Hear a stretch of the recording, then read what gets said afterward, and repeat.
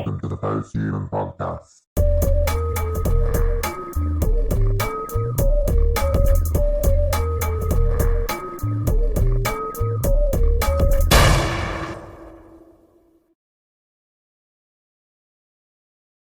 Today's guest, life coach and mentor, author, and I will say international author and filmmaker, Elizabeth Monroy. So how are you today?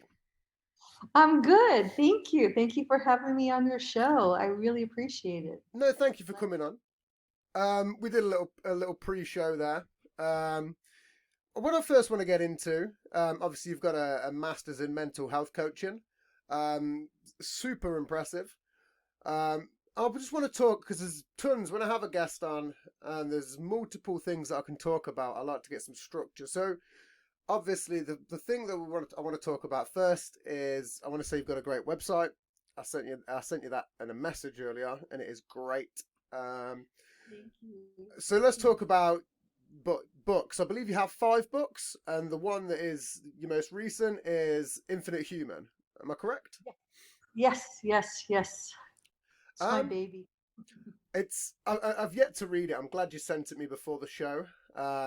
Unfortunately, occasionally when I have authors on, the books either get sent hours prior to the show, and I can read quick, but I had to have some dinner today.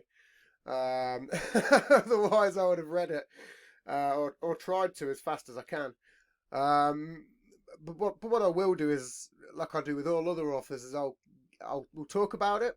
I won't give too much away because I want to read it, and then I'll plug it a couple of episodes later. I'm sorry I didn't send it to you earlier. A friend of mine who's actually from England said, "Oh, you need to get on talk shows. You need to talk about your book." So I posted it, and then you connected with me, and then a whole lot of other people. And then so I was like, okay. And I made so many commitments, and then I got really confused. And I'm so glad you reminded me today. It's like, I'm going to see you at 8:30. I'm like, okay, great.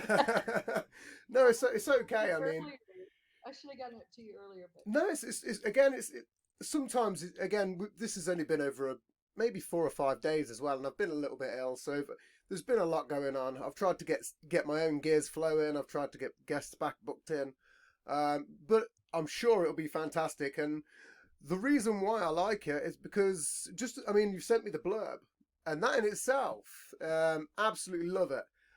So let's talk a bit about it. What's the general topic of the book?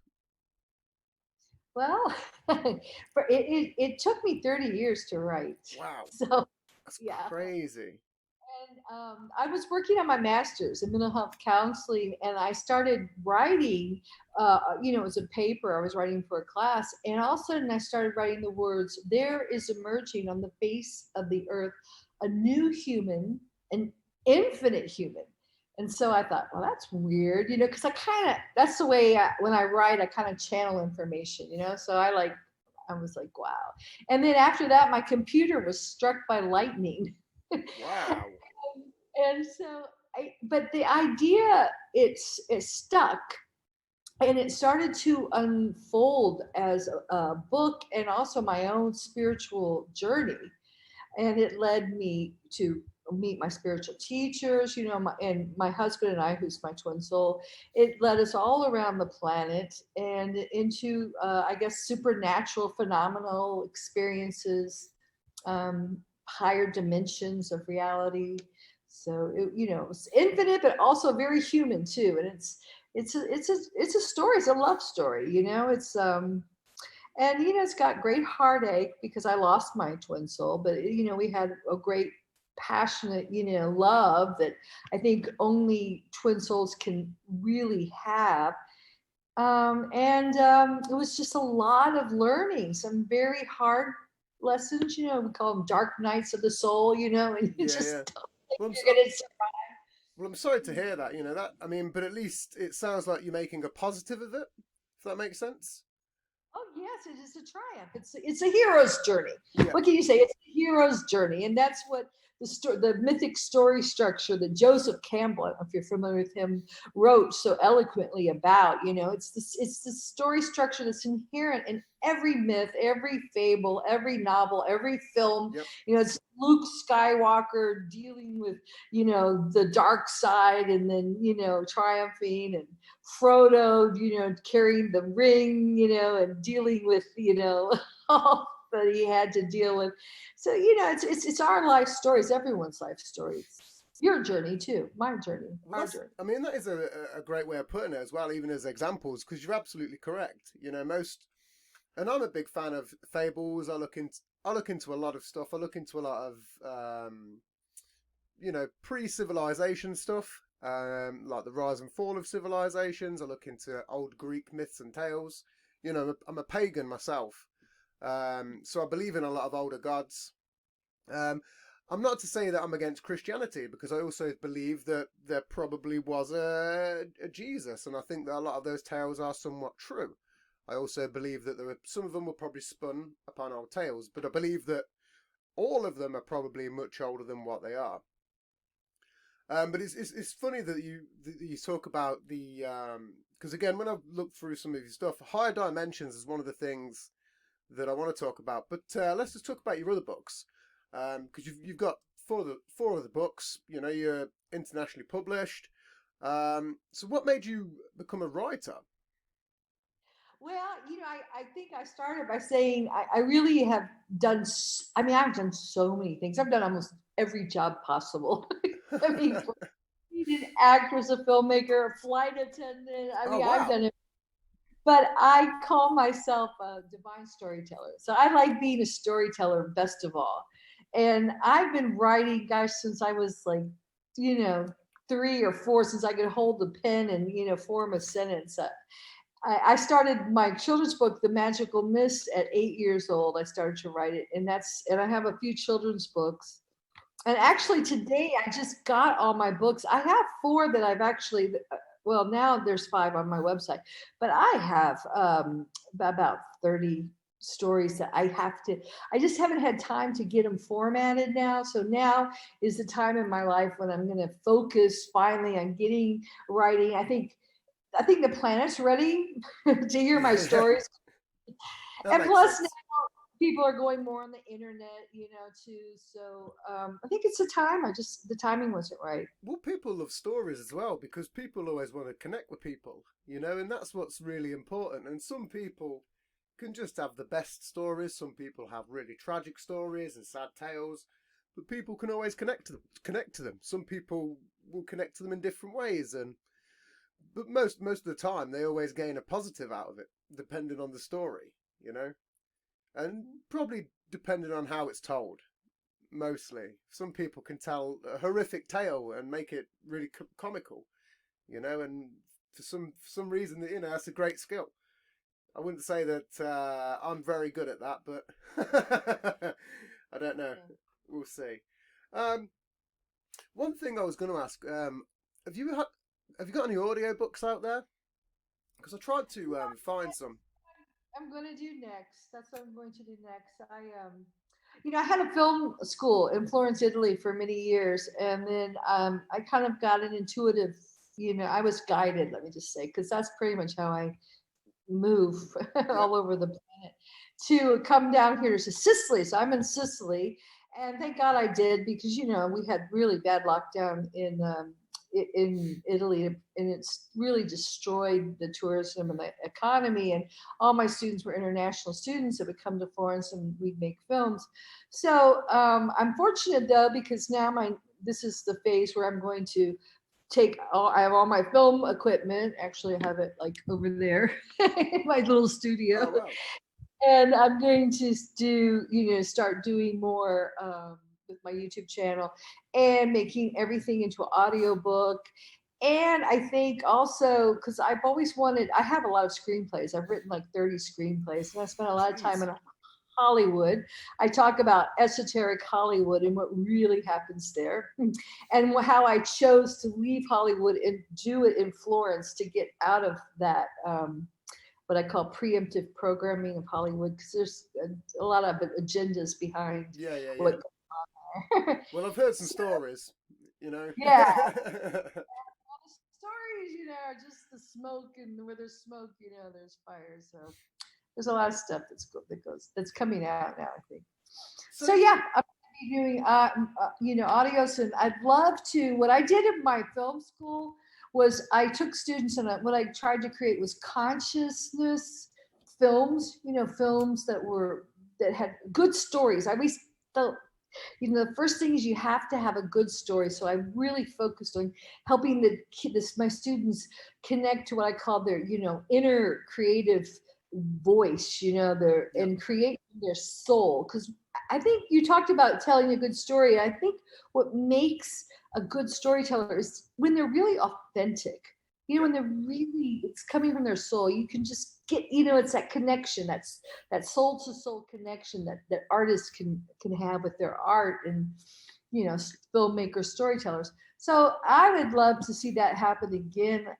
We'll see. The world's well, so I mean, there's very few films that are like that. I mean, I don't really know shit, but from all the podcasts I've listened to, from the few people that I've spoke to in the game, or who have been in the game, it's like they just all put their spin on stuff. So if you was to go in with your screenplay, that'll be like a first draft, and then they'll go around a room and there'll be changes, and people will want to put in their bits, and it's kind of like, well, you're missing the actual transparency of the tale, and that's where it becomes less authentic and probably more Hollywood. I don't know. Nowadays, some companies are probably a bit different, especially with Netflix. Netflix are doing probably the best fucking work on the planet in terms of films. They've got a lot of good stuff out there. So I don't know. I don't know. They came out, like I said, this book was 30 years in the making, and it's something that, the word infinite human is so powerful. Now yours is a human podcast, right? A Yeah, yeah. human, but Post-human, also, yeah. It's almost on the same sort of wavelength. I was going to talk about that. well, because it should be infinite, and I have a whole chapter on infinite. Is it's all that is, ever has been, and ever shall be. It's just that expansiveness, yet multidimensional, nature, our divine nature, but yet we're still human.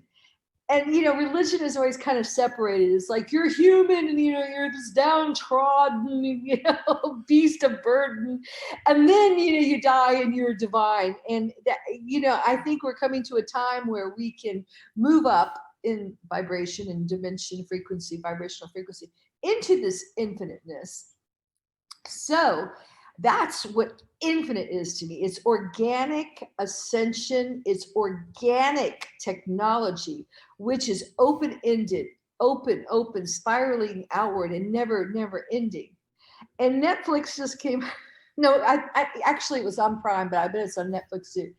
They just came out. Just my book just came out like last week, and they just came out with a movie called Infinite. Oh, And they use the infinity sign. Everyone thinks of this. It's like a figure eight yep. followed up, but it's actually a MOBA strip. If you think about it, it's very finite. It's like you can't escape it. It's like this really prison matrix, which is what we're talking about moving beyond when we talk about moving up to the fifth dimension or higher dimensions.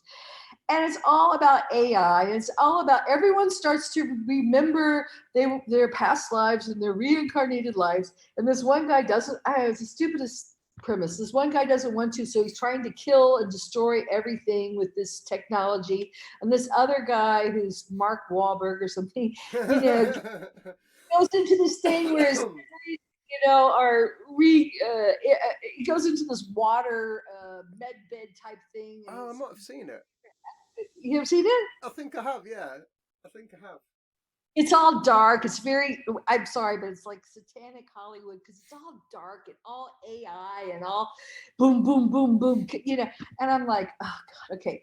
Infinite, spiraling upward, light, bright, organic, my cover, if you see my book. And then I put it on Facebook, and then theirs, which is that. So I don't, that's why I left Hollywood. I just, there was no way they were. Well, it's always really strange because in terms of nowadays, people when they're everyone's always wanted to cheat death, I believe that has been pretty. Everyone's always wanted to do that since the dawn of time. You know, since we've realised that we die, I think we've always tried to escape death. But up until the modern day, unless there's some shit that we don't know about, the only way that it could probably be done, and that's what people say now, is through technology. But I think that if that was the case, and we chose that path of technology rather than what could have been thousands of years ago, and even up until 100, and even to modern day, because we haven't quite got there yet. But it's like there's people out there in a debate at the moment where it's you know, if we advance on and live forever, if we like upload into the machine and you know, make a symbiotic relationship with it, then we'll live forever. But what if we just die and then we go into this higher form of consciousness and live forever? You know, and that's kind of a good debate, really. It's a strange one. I've heard it on a few podcasts, and I'd like your take on that, because it's something that Whoa. I think about a lot. Wow. Well, jump right into it, because what you just nailed is the choice that Yeah. humanity, every one of us, is now facing. It's a choice. It's being offered, and I think I say that in my book. Choose wisely, because it's only your soul that you're giving up. Yeah. Okay, and many people have, like I said, Hollywood's a place where a lot of people have signed their soul away. Bob Dylan even said so once. I saw him on an interview. That you sign your soul away. So the question I have for you: there's immortality, and there's eternal life. Okay, and we've been taught that it doesn't. That first of all, there is no death. Okay, there is no death, and I'll talk more about my book. But in my book, I prove that there is no death, and it's just a change of form. So but we're taught to fear it. Okay, so then we fixate on just one dimension. We're multidimensional, and it's great. I mean, I like to have a good meal and go swimming in the sea here, and all the things of being human. But I also am infinite, so I like to surf the infinite. Yeah. I call it, not the net which holds little fishies. I like to surf the infinite, because as you begin to access more of your nature, it's just like we're on cyberspace right now. But as you begin to, okay, here I go. As you recover your SIM card, your organic chip, which is does anyone know what it is? It's the Philosopher's Stone. It's what Michelangelo was trying to point out when he did the Sistine Chapel, and he put God in the center of the brain. It is your radio to all creation. It is your SIM Pineal card. gland? Yes. That's what some people say it is. Pineal gland. Yeah. I mean, when you access your third eye, then you can. You are multidimensional. And then the second question I will ask, if you're choosing between the two, you can kind of tell where I'm leaning. Organic, non-organic ascension. Organic is infinite. You are free. You escape the prison matrix. What they're offering now, AI, wow, I can become one with a computer. I can live forever. Yeah, you can. You can, go anywhere in the net. And who is pushing the buttons? Who is in charge of you? Once you have given over your consciousness, your brain, your soul, because whoever commands the brain commands the soul, your body, who's in charge? Well, that's a good way of putting it. Whoever commands the body commands the soul. That's a very good quote. Like, that's straight up out of your mouth, or is that taken from somewhere? Because that's a great quote. That's a really good quote. I mean, I don't know.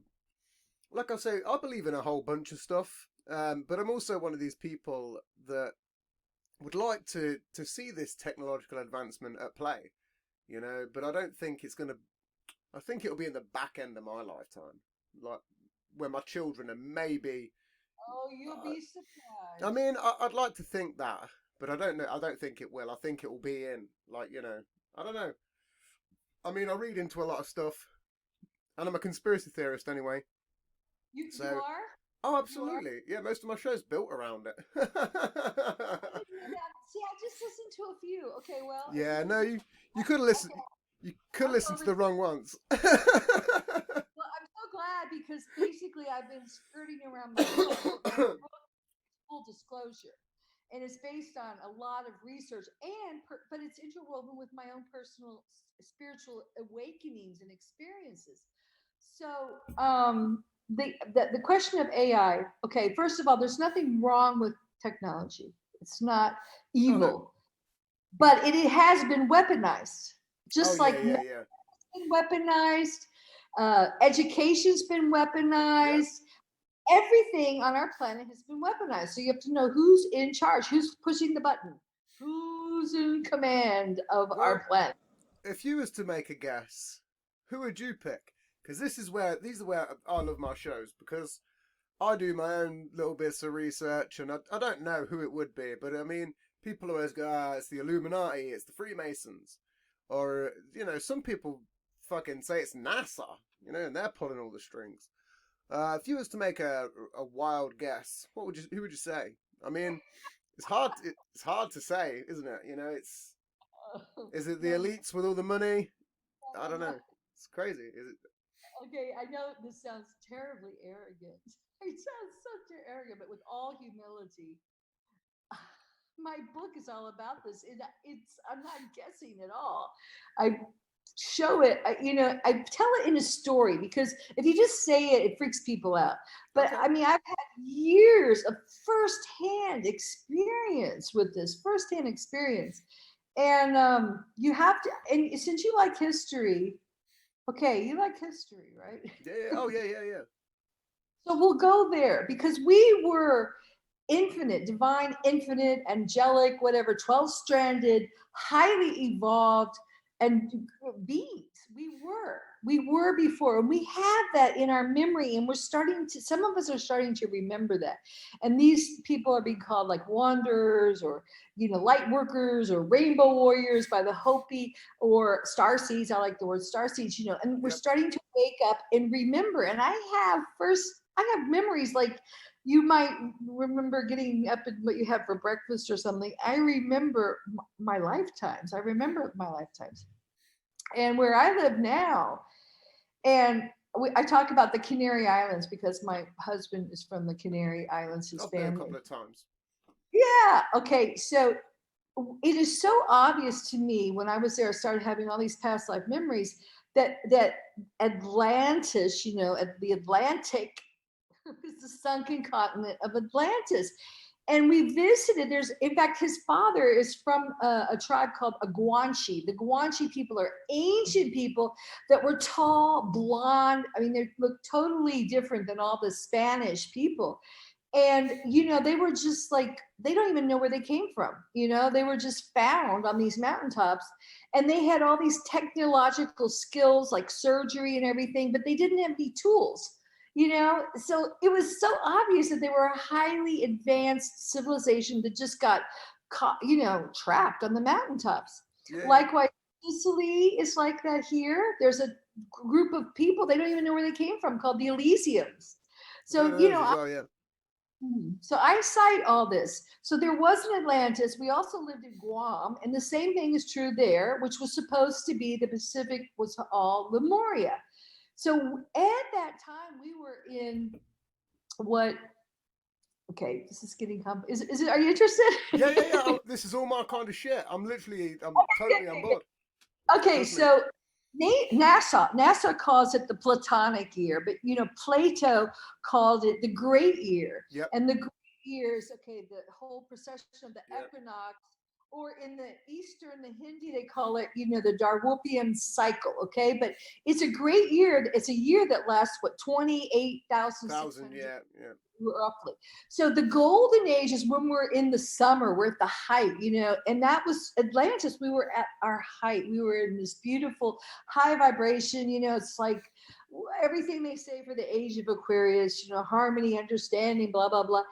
And then we began to fall, which was a natural process, except it was augmented. It was the polarities were even ripped more apart. And this is why I have this picture. I didn't think about it, but see, this is a painting I painted. It's not the best, but in Sicily, it's a story about a man and a woman, and he was a Moor. He was black, and she was Sicilian, and they fell in love. They had this passionate love affair, and she found out that he was married. So one day after they, had their, afternoon delight, she cut his head off and made a planter out of it. Oh shit. And so all over Sicily, you can buy these gorgeous planters, these heads of these two people. So I put them as one to kind of heal that rift that has existed between male and female. I mean, face it, the war of the sexes, we're like enemies, and I talked about this in my book because, when my husband and I first met, we were total opposites. He was a doctor, he was a man of science, and I was like a hippie, I was like into yoga. And we fought every day. We hated each other, but we couldn't it was like, Yeah. oh, I know a lot of twin souls feel that. It's like you love and hate the same person. So anyway, that has to do with the fact that the Atlantis was much more masculine and Lemuria was much more feminine. You kind of see that in the eastern and western hemispheres on our planet. And it got augmented by external intruding invader forces, dark forces, I call them, and to a point where it shifted the poles because there was so much misuse of the technology, the crystalline technology, that it caused the poles to shift in the continents to and that's the flood that we all have in our cellular memory. It's that fear of the human Holocaust, and we all carry it at some level. We have this deep, fear of and this played out during the whole, plan scandemic, whatever you want to call it. The whole that thing was going. So, Well, I mean, even the thing is, even with the years where it goes around the cycles, is even that can be broken down further because it breaks down into 12. Obviously, is it 12 or 10? Obviously, the signs. It's supposed to be 12, but it's actually 13. Yeah, I mean, zodiac has been hidden. Yeah. They tried to change it a couple of years ago, didn't they? And say there was another one in there. I think that was to. Vicus. Yeah, I think that was just to make us conspiracy theorists back off from working some shit out. But there's tons of hidden mathematics within all that. There's a lot of sacred numbers, and a lot of people don't really look into that side of things. There's some really good documentaries on YouTube. Oh shit, I can't remember who did it now. I think it might have been Randall Carson. Maybe, and it was breaking down a lot of hidden mathematics and stuff like that. Maybe it was him, but that was a fantastic thing. And I'm always looking into. I look into everything. I believe that there is a bunch of high dimensions. I think that we can only see and hear certain of those frequencies. I think that when we get fucked up on drugs, that we break into those frequencies with a combination of them. I think that some people naturally live on those frequencies also. I just think as humans, there's so many different variables.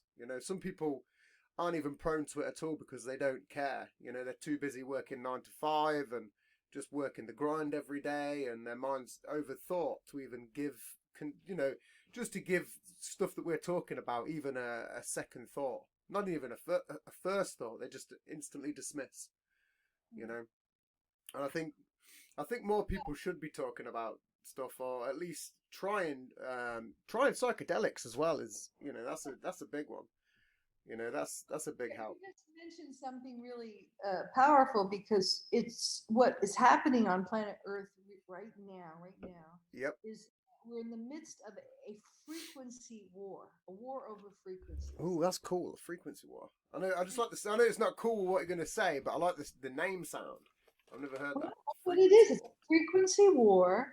And what's happened is back to the ascension, we are now coming back into the summer, and naturally, organically, our Earth is raising its frequency, which is when you said you can connect to these inner sounds, these inner feelings. You start feeling good. You feel blissful. You feel peaceful. You feel happy. It's when, how sometimes you just high, everything just Yeah. flows. It's like you're in the zone. You're Everything's synchronization Yeah, is I believe when that's at play. Everything works out. It's like if you're driving a car and every light's green and you yeah, get your whole day smooth, you know? exactly. Sorry, So carry on. that's the higher frequencies, and we're naturally organically going into that. But I'll just call them the intruders, the invaders, the controllers who took hold of our planet back, after the fall, and rearranged everything and encapsulated us into lower frequencies. After which fall? Pardon? After which fall? Sorry. That's a good question, because we've been caught in a time loop. So it's like Groundhog Day. We've been repeating the same history over Okay. and over, like the MOBA strip. So that's why the only historical record we have of Atlantis was Plato when he wrote Yeah. about it. I thought you Everything, meant that kind of fall. I did think that you meant the last big sort of, huge fucking disaster kind of deal. I thought you yeah, meant that kind of fall. Yeah, that's all right. that Just fall. so I know, man. After the flood, it covered up most of the. Now they're starting to surface. They're starting to come up with, the pyramids are much older than Oh yeah. 5,000 years, and we found these civilizations like our giants, skulls, and all these breadcrumb trails of the truth that have been hidden. I think giants have been real. I think Pardon? I think giants have been real. Um, Yes.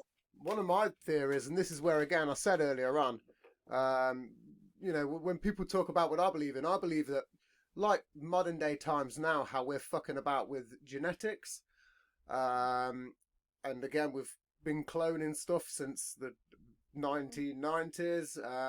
I think that many thousands upon thousands of years ago, hundreds of thousands maybe, that's what happened to us, and something came down from the sky, altered about, fucked around with us, but also in that process created what would be now like the things we see in Greek myths, all these monsters and like centaurs and stuff that are in folk tales. I think that a lot of that was probably real but wiped out time and time again, and we were meant to have been that dominant race.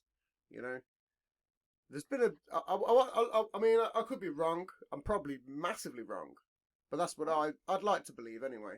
No, I think you're right on the money. I think you're right on. So I'm kind of going through my book here because there's a lot of research, and I rely a lot on Plato because he's Mm, one of the me too. few that survived, because everything else is pretty much actually that when the burn, the Library of Alexandria was Mm, burned, that's all right. that information was put into under the Vatican. It's right there. There's 50 miles of it. So all the truth was carefully stored and documented for us, so we wouldn't lose our history, was hidden and has been hidden. Well, they were And the it's conquerors. pardon? They were always the conquerors. It was Alexander the yeah, Great. yeah. Yeah. Some of the knowledge was apparently it was moved. There was some sort of deal between Cleopatra and Anthony. What the fuck is his name now? Yeah, I yeah, forgot this last time. Yeah, you know what I mean. yeah, I sure. always Mark Anthony, whatever. Anthony, and Yeah. yeah, Apparently, there was some sort of moment where they moved some stuff out of the Library of Alexandria and took it to the Sphinx, which you don't know. You know, there's a lot of the space under riddle of there. the Sphinx, the riddle of the Sphinx, because the Sphinx, below the Sphinx, are libraries upon libraries upon libraries of information too that still has not been disclosed yet. So yeah, there's a lot of stuff, and it's going to surface. We're going to see it surface. Well, the Great But Pyramid has a lake under it as well, which is kind of crazy. It's got a big, huge lake, and there's like meant to be no water in the desert. Yeah, right yeah, under there, huge, massive. I think you can drink from it as well. I think it's very pure water, which is kind of like, it makes you think after years I of have bullshit education. that's interesting. Yeah, yeah. I know it's definitely portals and there's a stargate right in front of the Sphinx, but a lot of these stargates and these things have been hijacked. And our planet was closed off literally in what, like the movie The Matrix, in kind of a net to stop us from being able to escape once we dropped our physical bodies, and created the reincarnation cycle, which is not a natural cycle. We're not supposed to keep coming back and back and back and have our memories erased and not remember who we are and That's an why. interesting one. Yeah. I've not thought So about that. That's a really good concept. You've just fucking blew my mind with that one. The reincarnation cycle. Oh shit. That's going to take me down some rabbit holes this week. I'm going to read my look. book. That'll take you even further. Oh no, I will. Believe you me. Again, after you sent it me, and it's. I would have. I was also in my computer while you sent it me, so I couldn't really do anything because it was an EPUB, and I haven't got an EPUB reader apart from on my phone. So I'll send you a PDF. Well, no, it doesn't really matter because I read on my phone anyway when I'm going to sleep. So what I'll just do is, again, trust me, there'll be some feedback on further shows about it. Believe you me, because this Okay, is good. all. Well, I'm just getting it out. In fact, it's really not in proper format. My editor's sending it back, and then I'm going to put a print book too. So you're just getting me right at the very beginning. No, that's okay. I'm not gonna. Officially out yet. There'll be no heavy critiques. Don't worry. Trust me. I'm sure I'll love it because everything that you spoke about is stuff that I'm heavily into. So believe you me, it's all good. What other conspiracies are you on with? Because I mean, we've just spoke about like even that, ancient civilizations in a way, and what about like modern day things? I mean, I've seen on YouTube with the 5G. It's something that I wouldn't really say I'm on board with. I mean, because I just don't know. I haven't looked into it too much because most of the stuff that I'm focused on is like history and past and cults and the occult and a whole bunch of other stuff. I don't really tune in that much, apart from maybe new technology, but I don't really look into the conspiracy side of it. So, and again, so on your YouTube page, you've got some thoughts on 5G. I'd like to get into that, just to Okay. give me some sort of knowledge, because it's something that I've never really looked into, and I'm a conspiracy theorist, and I like to take everything as it is, and I'd like a bit of information about that, just because I didn't really look into it too much. Okay, great.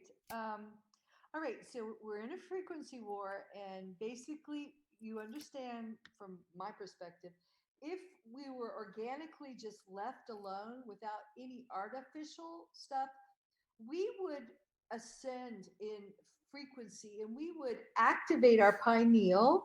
We would activate what I call our 12 strands or our divine technology, because in the fifth dimension and beyond, we are what is called magic. Okay, in history we called these people magic, Yep. and they had, and I write a whole I think chapter on magic, what it is. It's Mm.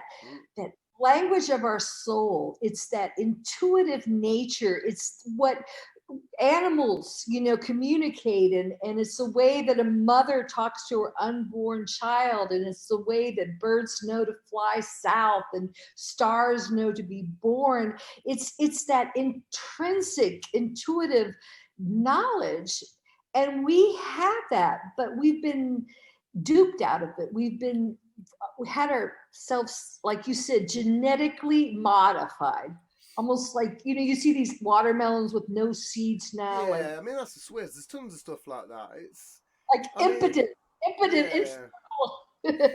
yeah, and that's okay. So we've been downgraded. We did have, I keep saying, our DNA is key here. We had 12 strands, not two, 12 strands, and in each strand man, has activations of your brain and enables you to do things that, like telepathy or telekinesis or, manifestation, instantly. I mean, we had magic. Farsight, you know, or So, there's a few like that. But sorry, carry on.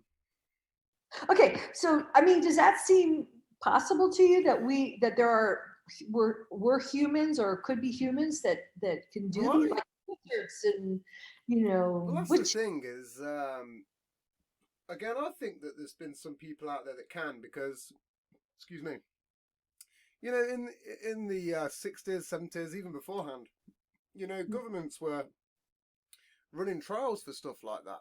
You know, real trials as well. For trying to essentially look into enemy grounds and astral projection. Stuff like that. I mean, if oh, it's just and it's like pseudoscience, but the I fact know that that military employees remote viewers all the time oh for yeah, yeah. remote viewing as well. That's what another thing I was going to get into. There was a machine as well that was made, Yeah. called the something chrono something, and that was apparently. I mean, I'll read into a lot of stuff. Chronovisor, and it was like for seeing time. Like Yep. some guy had built this thing, and it could essentially see moments in time. And it was, you're never going to see any fucking blueprints or patterns, but when it shows, what it looks like, you go, oh, it looks a bit freaky. You don't quite know. There's always been weird occult items over the years and things that have even been seen as religiously, magical. The Ark of the Covenant, the fucking Spear of Destiny. Call them the Christ players, Christ bees, because that's what a Christ is, a Christ of light body. It's a light body. It's a body of a higher dimensional being, and a lot of aliens are, we think of aliens, but they're actually interdimensional beings Oh yeah, that yeah. higher frequencies. And when you get into the higher frequencies, that's where it's infinite, and it's also love and pure love, pure light, true light. It's just all those things that we think are, oh, that couldn't be true. It's too good to be true. It's like, and our earth is so fallen. And we live on a fallen planet. And I Well, think people are getting to realize how fallen, how down, how dark it has been. I believe that we have this sort of baseline consciousness, and then we can go higher than that. But then I believe that there are stuff on different planes. There's multi-dimensional sort of beings that don't really interfere with us. I think there is some sort of extraterrestrial things as well. I think if we're here and we're going into space, I think there's an advanced form of us that's doing so, because that seems pretty logical. And it'd be almost improbable to think it wouldn't be. We're here. And you look into the sky, every single star is a fucking sun, and the numbers can just speak for themselves.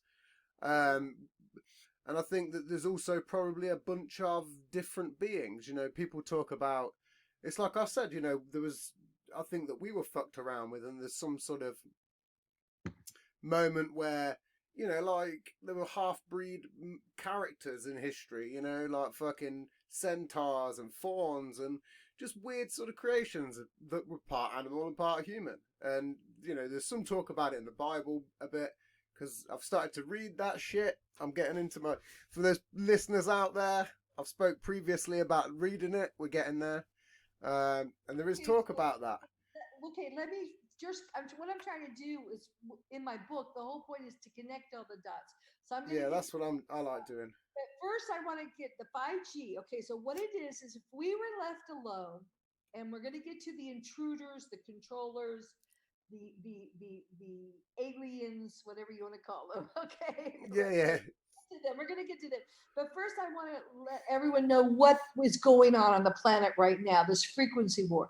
If we were left alone and not hijacked like we were in the past, and are now, they're trying to, we are ascending naturally. Yes, in the past, there were many people who ascended. There were many Christs, there were many Buddhas, there were many Krishnas, whatever you want to call them. But now, as a whole collective, we would all be able to do those things. But those who have had us under their thumb, so to speak, under their control, do not want us to. So they are now they've built a cage, a fence around our planet, SpaceX, Elon Musk, and all the other. We have constellations now upon constellations upon constellations. There's a lawyer here that took the complaints of I don't know how many thousands of astronomers, because they can't even see the stars anymore. We're in such a space fence. And the military also has constellations up there that can control the weather, that can that can beam down whatever they want. During lockdown, and this is what I was talking about, but I was hijacked by the New York guy. Here in Sicily, they put 5G towers everywhere. I mean, I'm highly susceptible and have been very attacked by it throughout the years because it's been positioned all over, especially in the US in secret. And I have been, it's something called 5G beam steering, which they can actually direct through your devices that can really, I mean, you feel, and if you look, I tell people, if you look at the symptoms of the virus and radiation symptoms, they're so similar. You feel like a headache in the center of your brain, you feel nauseous, you have diarrhea, you feel tired. I had to have all the metal replaced in my mouth, and I take volcanic ash to get the metals out of my body. Okay, so they can beam steer into areas. I mean, I wrote a book about this too a long time ago called The Chronicles of Monroy, where they can actually direct weapons like while you're sleeping into your bedroom or something. So the technology is incredible what they can do, and it's weaponized technology. And what they inject inside of you, without getting political here, actually fuses with your DNA, and it's got liquid metals into it that replicate and end up pretty much the health effects already, people are beginning to find out about that. People are dying, basically, I'll say. But it also is a transhumanizing factor that fuses you with your devices. Okay, so that's my because that is the end goal, is symbiosis with machines. One just point I want to quickly make out is when you said about the watermelons. Again, I write notes in my show because when you're talking, you and I love to listen. This is amazing. I'm absolutely, completely, 100% with pretty much all of what you say. One thing I wanted to mention that I haven't mentioned on my show yet is recently the UK had passed a law for GMOs, which was very non-news. It didn't really get talked about much, and it was just around the time of when all the social media outages went down. And I think that people will keep speculating as to why it goes down and whatever. I think maybe a lot of stuff went down during that time. But I was like, there was something else as well, but I'm not going to get into that because I want to get the real fucking data on this one. But it was weird because I was like, oh, the people have been protesting GMO food in the UK for years, and now we're going to go with some of it. And it's like, the ruling was to go with it. Is that what happened? They passed a law that they we're going for it now, apparently. Yeah. Which I was like, it went very under the radar. I've not seen anything else on it yet, apart from on the pages and some documents. So this is one of the best times to talk about it, just for me, because I wanted to get it out there under the radar myself. So it's a pretty shitty bill. It's funny. I had a talk show like you. It's just like you had a talk show back, 3 or 4 years ago. I was back in Kentucky, where my family lives in the States. Oh, cool. I interviewed the local health food owner. They had started a health food store. Actually, it was back in the 70s, it's about to die. And then the Rolling Stones came through and they ordered all this vegetarian stuff, and it gave them the lifeblood they needed.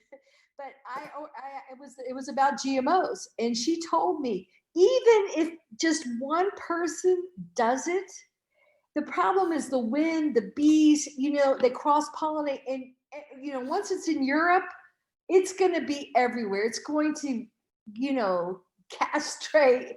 And it's horrible because, first of all, it's plastic. It's terrible food. It doesn't give you any nutrients. Animals, bees won't even go to it, usually because it, it it's well, it's where they want to take the planet. They want a hollowed out planetoid with no organic life, no oceans, no waters. It's even written in Revelations what they want, but people think it's a good thing. And they want the gods to come down, God, and be with the children and rule his transhumanized AI life forms. That's the controller's agenda. Here's a real question, because again, I can listen to you for a long time. But here's a question: have you ever heard of Alex Jones, What can the you? the conspiracy theory? It was a conspiracy theorist in America. He hosts Infowars.com. I call myself a conspiracy therapist because I'm trying to help people to That's realize a really good term. I've never heard that. A it's all conspiracy true. therapist. There's no theory anymore. That is a really good term. A conspiracy therapist. But the reason why I mention Alex Jones is because I'm a big fan of. You should look into him. Yeah, Look I into think. him. Is he on? Is he on YouTube? Does he have a YouTube channel? No, he got took off YouTube. He's Oh, deplatformed He's deplatformed everywhere. I heard it But was a platform. Yeah. when I'm listening to you, I'm like, you need a goddamn daily talk show, like, because I could sit and like I've tuned into Infowars for a reason, because Alex Jones is bang on with Yeah, some of I the think shit that he I know says. who he is.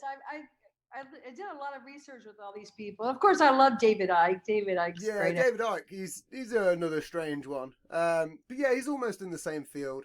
But he just. I think that you're one of them people that need one of them fucking daily shows. I'd tune in every single goddamn day. It is amazing to actually talk to someone that is on this fucking same game and same fucking wavelength as me. Well, It you have to is. teach me how to do it because I do feel like I need to, but I wanted to get into podcasts. But That's all it is. Just a daily podcast, like however long you want to talk. I mean, again, I tend to do long form podcasts. I mean, my longest at the minute is 4 hour 50, and it was a fucking whopper. which It was. format do you use? Do you use like Podbeam or? I use Anchor. I use Anchor, and then that has been amazing because it's distributed me to Spotify, to Apple. It's done a lot of the work for me. It's put me on a lot of platforms where I've done barely little work. Well, So what I I have just a do. YouTube channel. I mean, I have a YouTube channel. I just haven't gotten back to it. But I used to do like healing. I do Reiki and stuff, so I do healing videos. And Yeah, I've every seen some of the videos. yeah, but it's What a lot of work because you have to edit and put in all this stuff. So maybe, but I was thinking of doing a video and then making it a podcast too. you You can do should. that. Well, Yeah. this is why I do it on Zoom. But if you just get Zoom and then just get like, even if you're just on a single screen and just record it, you can still just then put it in I use a really rubbish editing program that does the trick. It's pretty cheap. It's called Screencast-O-Matic. I think it cost me £11 for a lifetime membership. You can do mild edits. You can cut. There's no fancy bullshit. It's pretty simple. Well, you have to Um, be my podcast guru, and then I'll have you it, on my show. We can talk Absolutely, I would. more. Absolutely, I always. If anyone's ever comes on my show, I always go back on theirs. I've had a few people that I've told to start a show, and they have, and Do I've you gone get gone on there. censored as much? Because all my videos were taken down from YouTube, and my Facebook account was closed. If on podcasts, do you get censored as much? Yeah. Yeah, well, this is where it gets tricky. I mean, I've not been yet, but it doesn't. I mean, even if they then do, it's you can just there's plenty of other places you can upload it nowadays, like Vimeo, and there's tons that have got a lot more higher traffic.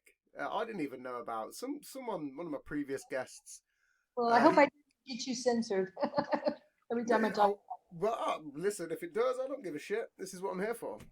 Okay. But I think you should do a like a 2 hour, a little, because you way up on everything that you're talking about. You know, every single thing that you've said has something behind it. It's not just a simple one-worded answer, and that's what people love. They don't just want to listen to, hey, what are you, what's this, and hey, here's an answer, and it's back and forth. There's legitimate, like, you're holding your ground. I'm like, man, I'm sitting here fucking intrigued.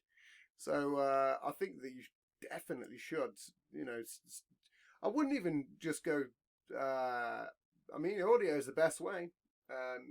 But yeah, go Anchor. I'd listen to it. I did go through your YouTube videos. I looked at a couple. One that I didn't look at because I thought, I mean, it was a short. I think it was about 2 minutes 19, something along that. And the only reason I didn't view it is because I'd rather talk about it. Just like the 5G thing, but this isn't about the 5G thing. The video was about sex alchemy, and that is a topic that very rarely comes up on my show. I'm a pagan. I believe in a whole bunch of shit, and sex alchemy is one of those weird things. I believe in sort of sex magic, but I'm not really delved into sex alchemy. That's a different sort of category. I've not heard of that one. So if you want to talk about that, that'd be a wild one. Well, okay, yeah, I have a lot to say about that too. But hang on a minute though, because I feel like I want to get this. I don't want to get you in trouble, but I want to first really let people know what's going on the planet right now. And I just want to tell people it's so important to take care of your health, but not the way they're telling you to, okay? Because everything these draconian mandates are not to heal you or help you, okay? But there is, I say, we are in a war right now, a frequency war, and I people might think I'm crazy, but I was walking. That's what you should call your show, by the way, frequency war. Frequency wars. Yeah, that's good. I like that. Yeah.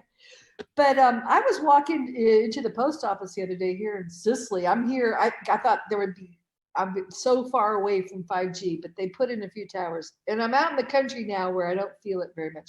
I was walking in the post office, and I swear to God, I felt this like something hit me right in the crown of my head. And I mean, I wear sunjat. I do all this stuff to protect myself, and it just hit me, and I was like dizzy, like you're out at sea and it's like the ship goes, like crazy. Yeah. I had like vertigo, and I thought I was going to pass out. And then I recovered, and I just felt so tired. I just got in my car, could barely drive home, crawled in my bed and just fell asleep. And I posted it to my friends on Facebook, and I had like 5 other people say the same thing had happened to them.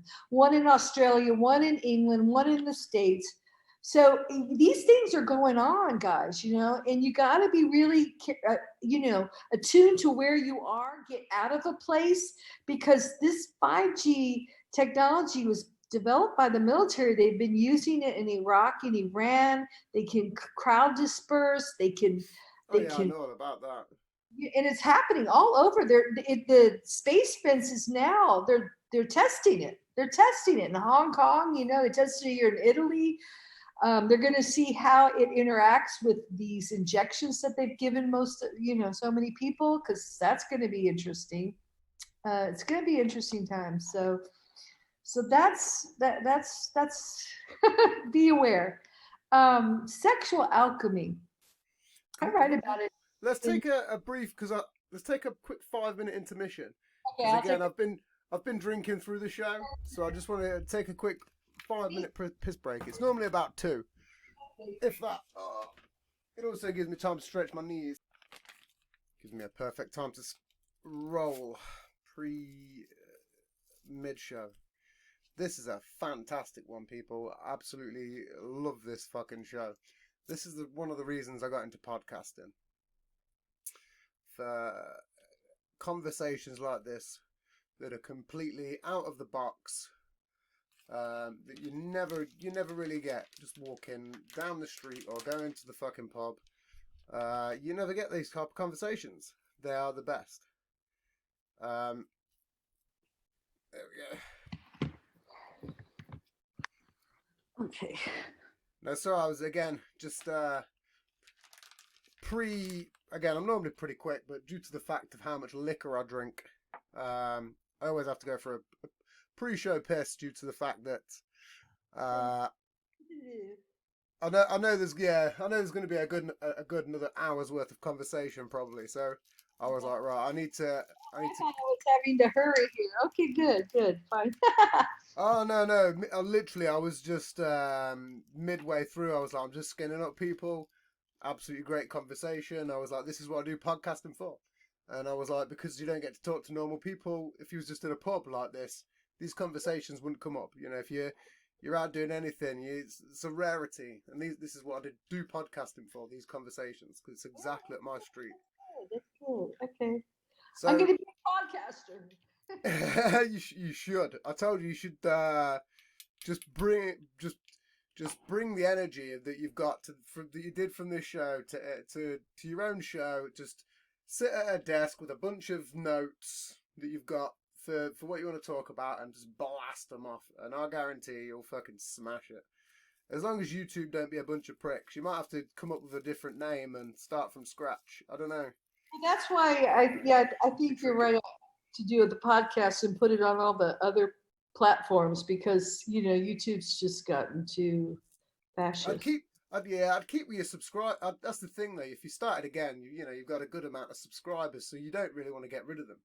So I'd just start your own show and do it with a different name, but just put them onto the same YouTube account. You know what I mean? Yeah. Just let it blend in. Just start off slow. Just creep it all in. Just creeping the conspiracy stuff. Creep the conspiracy stuff in there very subtly. That's what I do. Sometimes, maybe not this show. So let's talk about the sex alchemy because that's Let's talk about sex, baby. That's a chapter in my book. Let's talk about sex, baby. Sex, the taboo, the forbidden word. And why? Because the truth is, sex leads to enlightenment. Sex leads to, ascension. Sex is what transmutation, as the alchemists call it. Sex is create opens the third eye. It is causes the kundalini to ascend into the upper chakras and puts you in this incredible state of just being there, being being there, being a Christ being seeing all, just feeling completely peaceful and at one and blissful.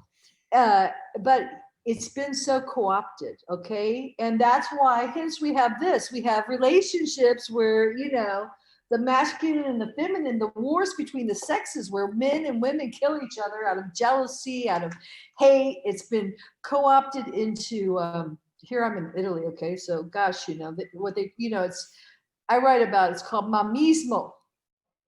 And it's I guess we call it in English being a mama's boy, but here they take it to the Mamma Mia, where the mother does everything for the baby and the son, and the son loves the mother, and then the wife becomes, women are either like a sainted virgin or the putana Madonna, the Madonna or the prostitute, Mary the whore. I talk about the two Marys, Mary the virgin, Mary the whore. So women who are sexual are whores, are sexual toys, or they're for procreation. So I go into the whole thing of the divine feminine, how women, the misogyny has actually ruined the planet because our planet is pretty much run. I mean, come on, guys, it's run by guys, Oh yeah. It is. It has been since. I mean, this is one of the things that I brought up on one of my previous shows. Is kind of way back when things were a matriarchy, and then Rome kind of came along and kind of fucked it up a bit in terms of Europe, anyway. A lot of old English druid gods are all female. Rome, it was one of those things, and I think it should have. Things were apparent, and again, things were more prosperous as well. When things were a matriarchy, things were more prosperous, more peaceful, which was kind of crazy how all of a sudden, after tens of thousands of years, potentially, especially in Europe, it turned into, just out of nowhere, Rome decided to go fucking crazy for then thousands of years, especially during the Salem witch trial kind of era, and all that kind of deal. I mean, that wasn't the Romans, but Inquisition. they did the same. They did the same. Yeah, the Inquisition was the same. Yeah, same thing. Yeah. Killed over 5 million women alone in Spain. I mean, we don't even Yeah. talk. Yeah, I talk about the only place that I've ever seen women really, talked about in history was in a museum in Prague, and it was a museum for instruments of torture. So, and you're talking about the indigenous, like in indigenous, or in England, they were the Druids, but, most like a Native American cultures, the women, were the wise women, the crones, the older women who were wise. And that's more from our true heritage, the Atlantean, the before the fall, I'll just say it. I love that word, crone. Crowns, but rare word. Yeah, they were. To wear a crown, Yeah. The crown is about the kundalini, because, and I write about this in my book, that when you are with your soulmate, it's really important to find your twin soul. When you are with your twin soul, first of all, when you first come together, you have lots to heal, because, like I said, we fought every day because you have been incarnated in many, many lifetimes. And Plato, back to Plato, Plato writes about the gods, that the gods were jealous because way back when, male and female were one. They were one being.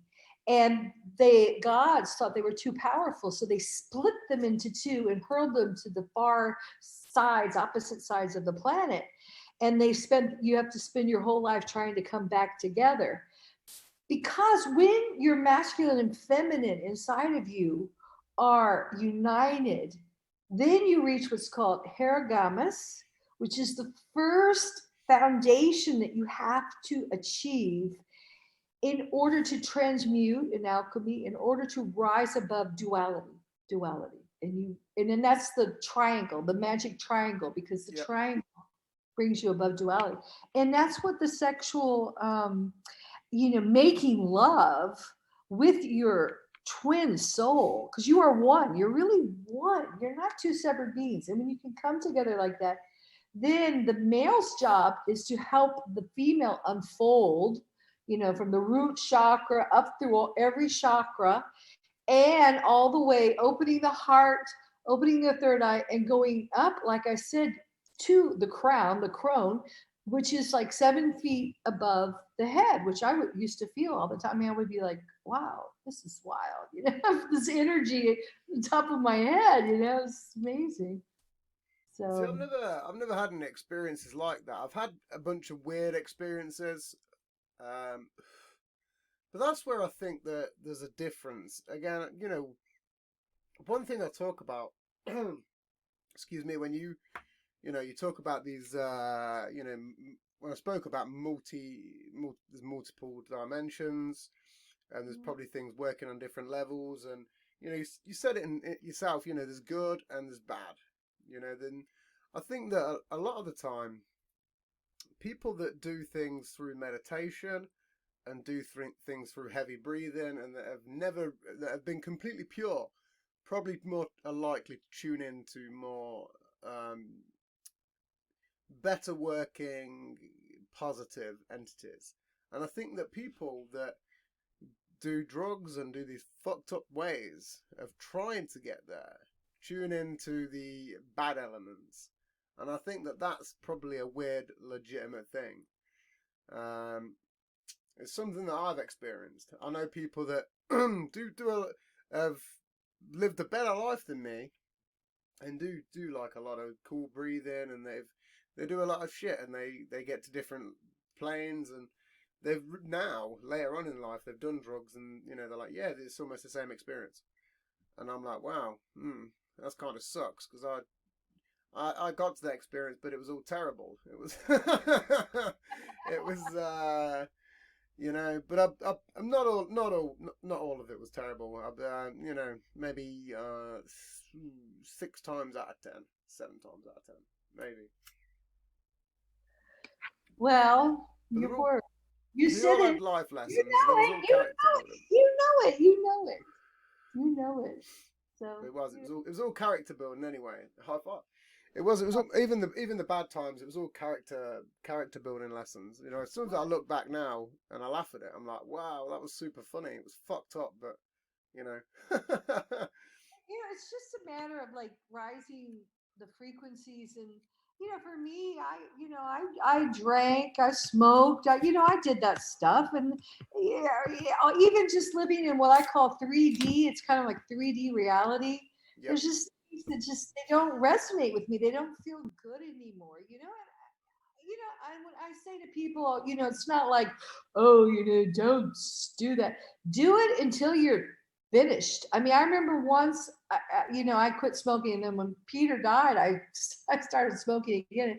And one day I woke up, it was either take a breath or take a puff. It was like, and that's me. I think a lot of people have to like just get so fed up with something they can't do it anymore. And I don't drink, I don't smoke, I breathe, I spend all my time purifying my body. I spend most of my day purifying it, drinking clean water, because I feel so great.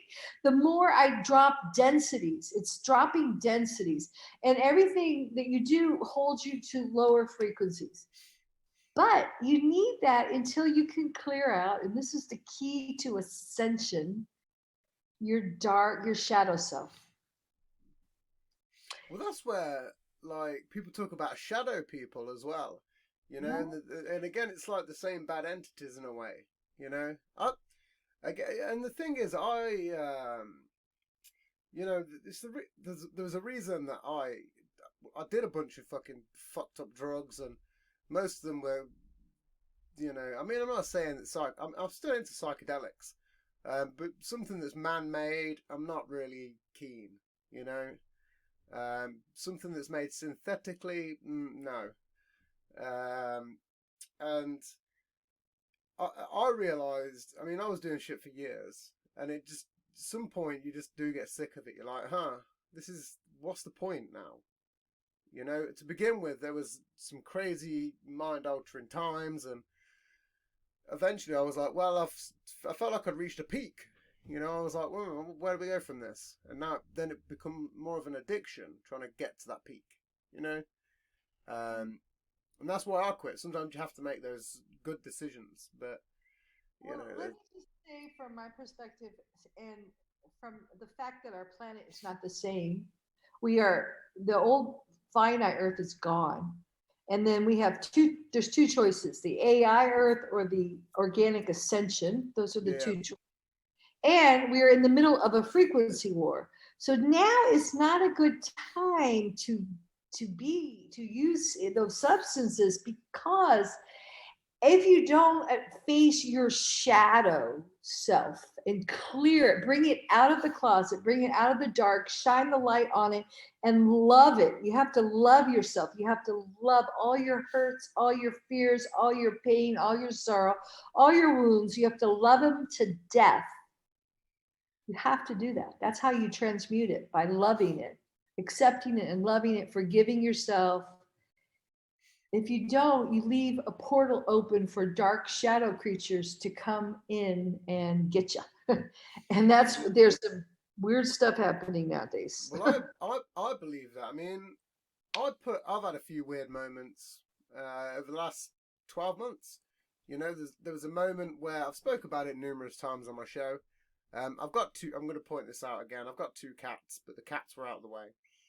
I'd gone upstairs, come back down, and there's it's like I go down like like an L staircase, and then there's like a thin hallway, and then like at the bottom there's there was a shoe cupboard that was just pretty tall. One of the ones with the pull down handles, and on there was a jug. And as I come down, I'd seen the jug fell off, and then I'd seen this weird shadow go out the back door, and I thought it was the cats. And then as I looked round, found both cats were just sitting calm as fuck in the same places. I was like, that was weird. But the shoe cupboard had fell over numerous times. A bunch of weird shit keeps happening. In fact, here's a more recent one for my listeners out there. This was a weird one, and I spoke about this the other day. Not even on my show, but with a friend. I was like sitting on a bed, like just on my own. It's very rare that I have headphones off, but I was just charging some stuff up. And I was just sitting on like the edge of my bed, sort of like near my window. So if like my bed is against a wall and the window's on that side of my bed, you know, I was just sort of sitting there on the edge, and I felt like a compression on the bed. So I'd look round again, expecting the cat, and I was like, oh, there's no cat. I was like, you know, one of them just weird moments, and there was a genuine compression on the bed, which was pretty spooky. And then obviously I was like, I looked around for the cats, come outside, come for a smoke. They was both outside. I was like, okay, that's cool. I know where you are. Gone back upstairs, went to chill out, and I was just watching some bollocks, and then heard this fucking rumbling of noise downstairs, and I was like, what the fuck is that? Like, just random pan-like noises, like as if some shit had just fell off my windowsill, like in like the kitchen. So I'd gone downstairs, just again to see if the cat, because one of the cats can open the door. She just jumps up, pulls the handle, and gets in. And then, you know, she does whatever she wants. And occasionally she can cause mayhem. But again, I come downstairs, back door was shut, and there was just a bunch of stuff from the windowsill in the sink. And I was like, this was on the same day. And then I was like, this is fucking strange. So at this point, I go back outside for another smoke, and then I sit in my shed for 2 hours and wait for people to come home. I was like, fuck this. It was pretty bizarre. I'm not going to lie. When it comes to spooky stuff, I'm like, we'll leave it be, you know? I'd rather... It's all frequency. It's like being in the ocean. You know, if you go to the deep depths of the ocean, there's like these, you know, one-eyed, fluorescent, evil-looking creatures. And then the more you come up to the light. So the creatures that feed on you, the creatures that have been commanding the planet, the people who are in charge of our Earth now, have been feeding from these lower frequencies, and they want to keep you there. And as long as you're there, you are food to them. That's no, that makes sense. They need.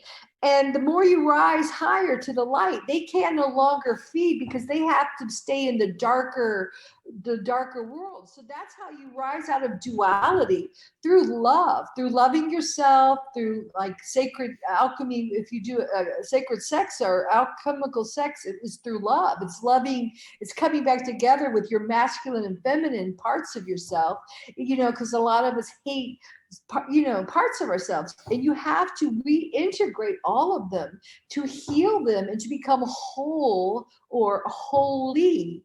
And that's how you rise above it. And that's why a lot of people are fighting, you know, because, and I understand, I was in that anti-mask, vax, and, you know, you don't, the freedom that we're searching is going to come from ascension. It's the only way we're going to have true freedom on the planet right now. We have to ascend above these factions and their gestalts of satanic, Luciferian, okay, I'm going to use the words, non-human, off-planet cultures that have come here and trapped us in the lower frequencies and been feeding off of us. And now I think in the States, it's finally coming out, a lot of the child trafficking, but the child, you know, they're all like, oh my God, you know, these children, the child trafficking, the pedophile rings around the royals, around Hollywood, around the elites, around Washington. Well, it's been going on forever. I went to a island here called Mosia, right off of Sicily, where the Phoenicians, 2000 BC, the parents would put on masks and they would sacrifice their children to the gods.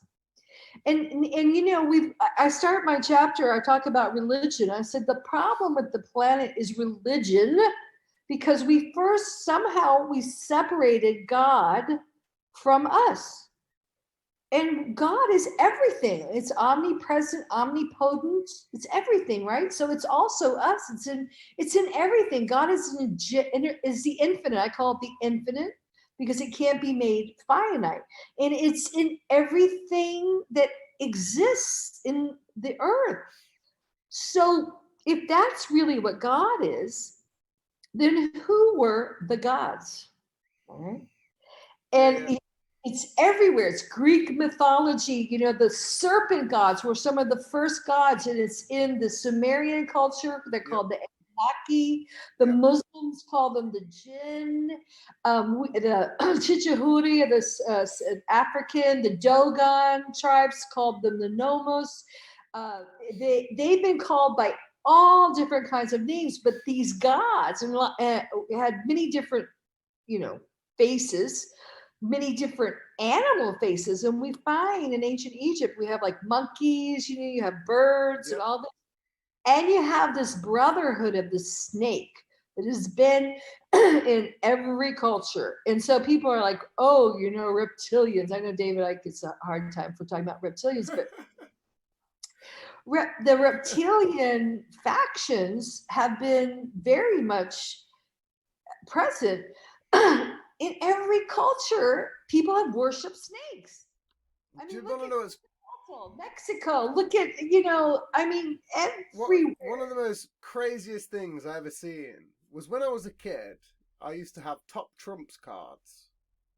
Do you know where you'd have a deck of cards and it'd have like you'd have like an animal pack and it'd have different animals or predators and there'd be like a row of stats and you'd weigh it up against somebody else's card.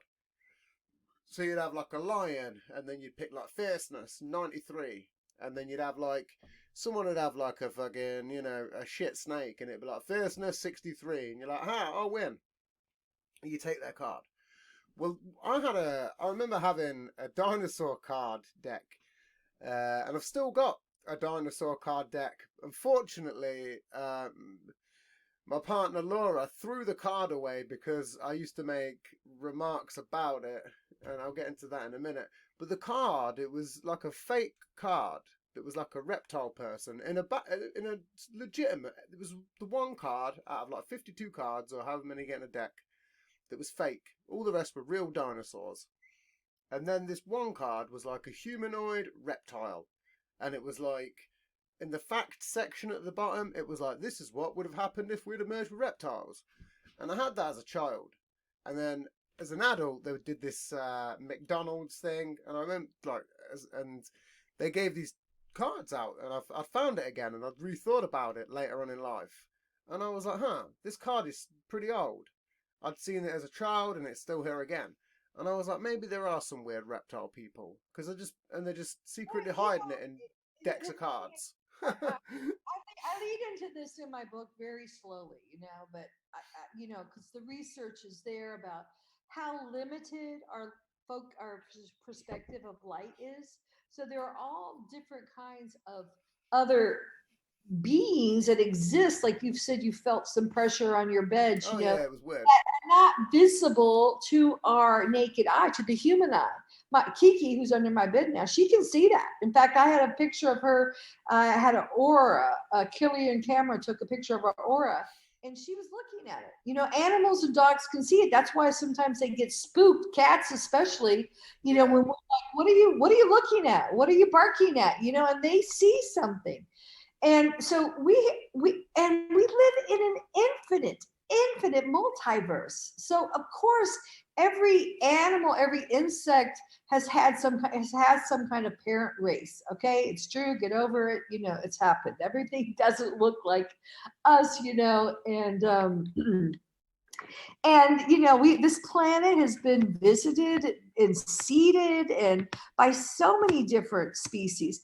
But the problem is we've been conquered. We've been conquered. You know, it's fallen. We're a fallen Earth, and it's been conquered by a very negative, satanic Actually, they're the Black Suns, Black Sun reptilians, just very much like the Nazi Black Suns. If you think of that energy that happened during the Nazi period, it's the same mentality of this service to self, selfish people, very masculine, gone wild, and we talked about that before. My one Yeah, of yeah. my one of my spiritual teachers were twin souls, and one of them was an ex sergeant in the military, and he looked at us one day and he said, "Guys," he called everyone guys. He said, "Guys."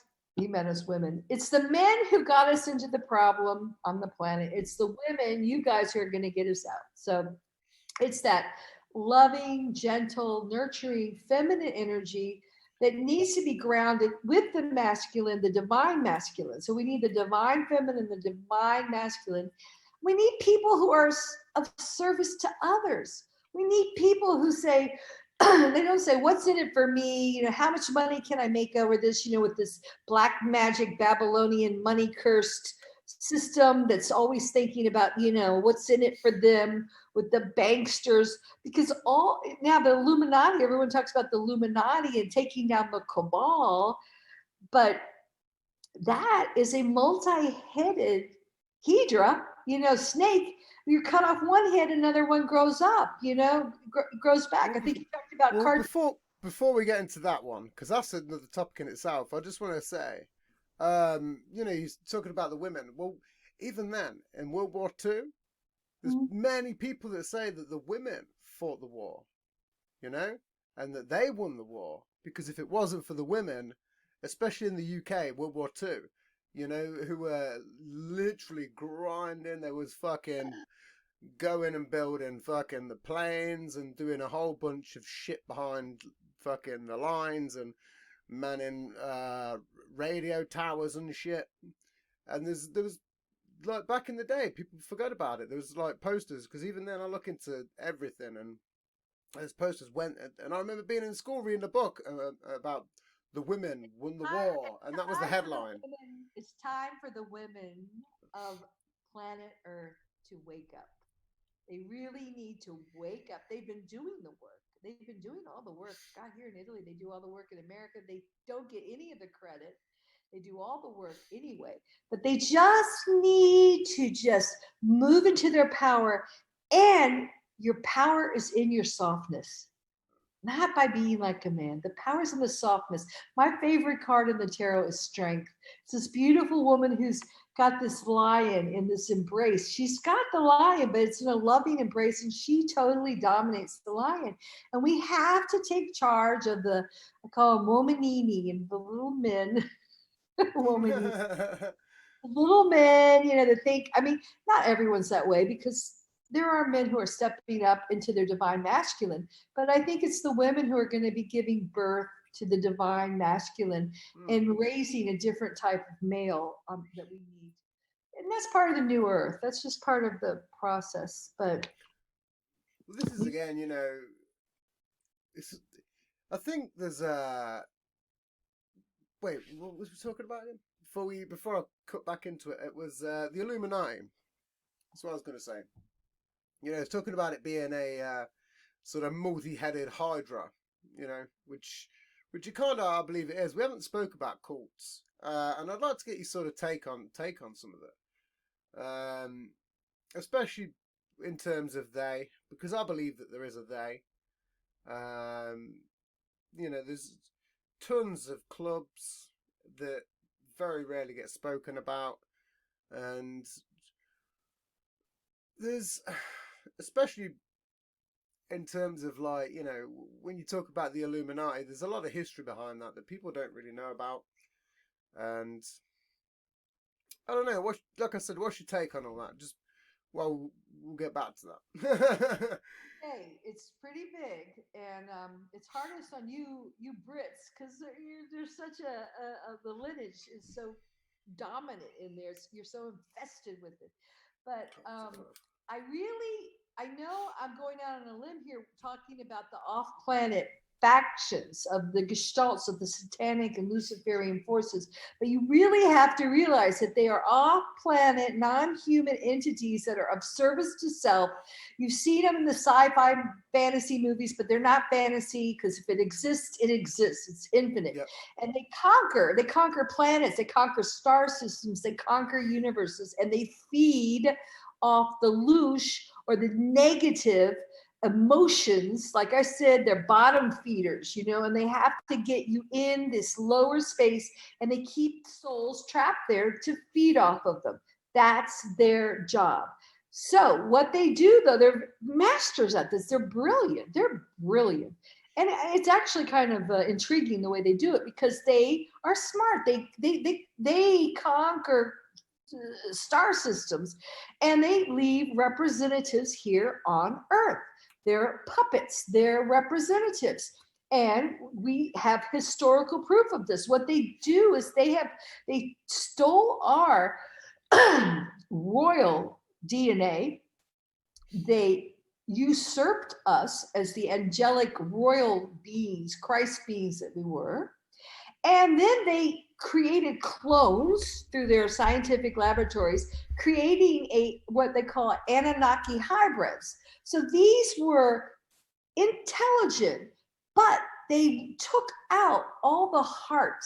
They did not have the heart and the mind connected. So you see, then they became the pharaohs and the kings and the queens and the czars and the Caesars and the priests, the high priestess, that elite class.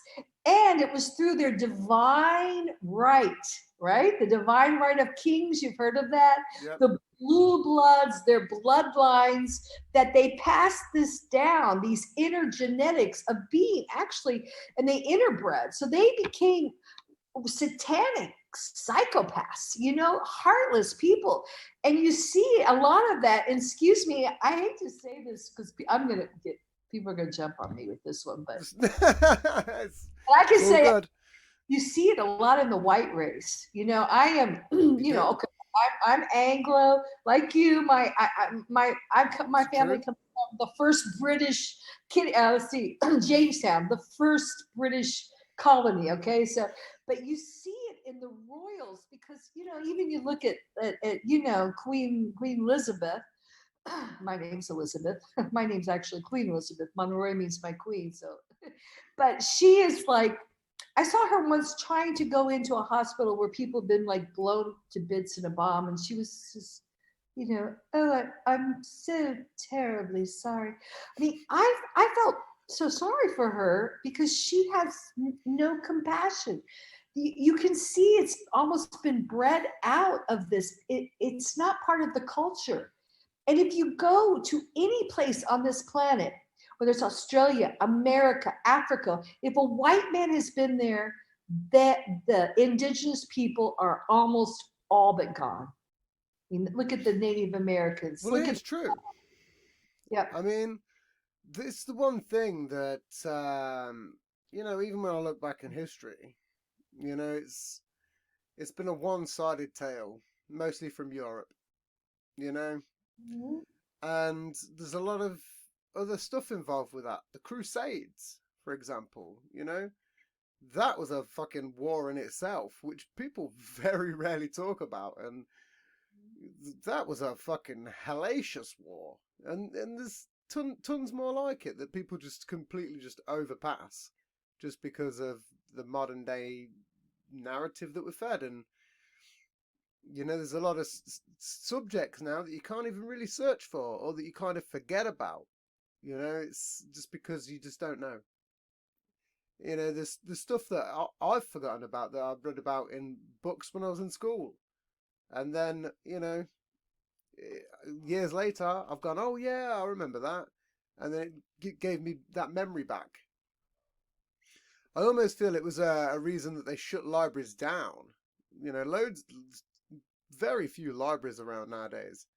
And when you go in there, they're all normal books. There's no old school historical books in the UK when you go into a library. Not in modern day towns. It's all fucking non-fiction and biographies. and then a children's section where kids go to play, and they take up the space for X amount of time. You know, and that's pretty real. That's what happens. And I think that there's probably a lot of books when these places close down that just got shipped off and maybe burnt because there's some legitimate knowledge in there that even to modern day people would have helped them a lot. You know, they're not going to they're not going to you know, category it all and put it all, scan it all and put it on the internet. There's no point. It'd take forever. You know, it'd literally take forever. So I think it was that was our modern day Library of Alexandria burning. You know, for real. I think that there was a moment where between the censorship of the internet, all the libraries going out, it's the same thing. It wasn't a fire, but did the same thing as a fire. Well, I think one of the mistakes that we're seeing today in modern time, which, I mean, I understand people are waking up, they're getting very angry, and they're seeing, first of all, they don't realize that these 13 bloodlines have gone into all different walks of life. Yeah, that's something that I'd recently looked into with the 13 Kings. Yes, the 13 Mm. bloodlines, the Merovingian kings. But and people thought during the French Revolution they got rid of them, but that's not true. They just went underground and they took on citizen commoners' names.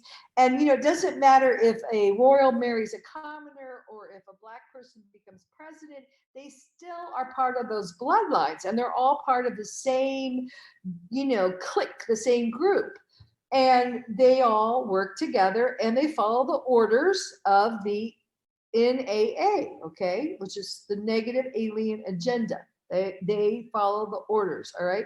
So we get mad and we see people like Bill Gates, and we see people like Elon Musk, and we see people like the queens and the they're all just following orders. Though we have to realize they're the front people that take the heat, because the real power behind it, the real black hand mafia that, like we call in Sicily, the black hand, is with in the circles within the circles within the circles. So if people think oh, we have a big thing now, Trump's going to take out the cabal. Well, they're just I mean, it makes you feel better to see these heads roll, just like during the French Revolution. Everyone was saying, yeah, down with the aristocracy, and they were just sacrificing scapegoats, Well, the real power went under and is still with us. The Rothschilds, the Rockefellers, that man and his money has changed the shape of medicine. All of the endowments that have gone to all the Ivy League schools like Oxford, Stanford, Yale, Harvard. He's funded all the scientific studies, and nobody's going to go against him. He's formed modern medicine into eugenics, what it is today. Yep. Him and the DuPont family have created all these chemicals, these chemtrail chemicals, and put all the artificial ingredients in our foods that are killing us, and in our toxic, products that we use on ourselves, on our bodies, in our homes. It's a conspiracy, yes, and it's not a theory. It's happening. And then you put that with 5G on top of it. It's a wonder that more people aren't dead. It's a miracle. It's a miracle, I think. Well, this is where I think, I mean, one thing that I recently learnt about was, I didn't really learn about it. I mean, we all know that the military is way more advanced than what they let on to the modern day people. That's a fact. It's always been a fact. But I'd recently learned about, well, it come out in the news about hypersonic missiles.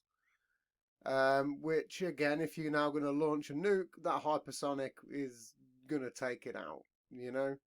And I learned about a bunch of others, and hypersonic, it's legit. And then I was also listening to a podcast, and I believe it was Alex Jones talking about it. I think I've spoke about it previous, and he was talking about antimatter bombs, which some sort of straight shit out of the Angels and Demons, Dan Brown-esque thing.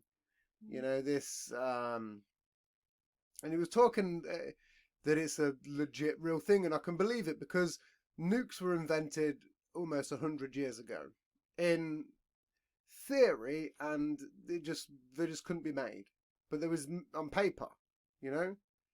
And I believe that then, okay, you get to the fucking 1950s, they maybe invent something else, and then, you know, oh, fucking Nikola Tesla, you know, had a death ray. He had a bunch of stuff that got missing, and you never know what was in there. Tons of trunks that went missing, just hefty amounts of papers. Um, and you come to like the modern day now. There's magic bullets where you can fire it and it'll go around and hit a target. You know, based on satellite guidance and a bunch of other wizardry.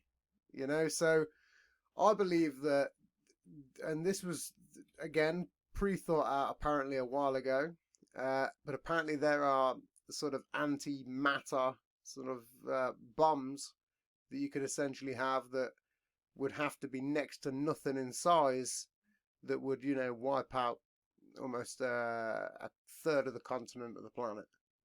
You know, Well, this off planet, this has been off planet culture that is incredibly sophisticated. I mean, beyond our Earth's sophistication, and have really developed artificial technology. I mean, they're brilliant at it, and then they seep it into like DARPA, which is the mm, America DARPA.